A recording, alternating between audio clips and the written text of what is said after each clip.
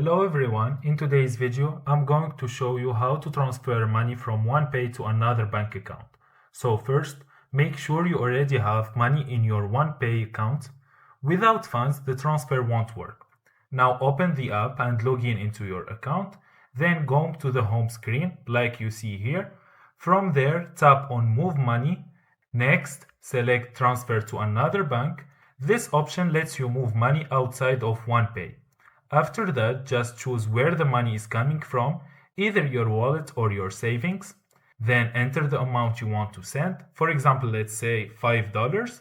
Then just tap Continue. At this point, you will see your transfer option. If a bank account is already linked, it will appear here like you can see. Bank transfer usually take 1 to 3 business days. Alternatively, you can use a debit card if you have enough funds. In my case, I don't have. Just enter your card's details and complete the transfer. If you find this video helpful, don't forget to like and subscribe in the channel. Thank you for watching.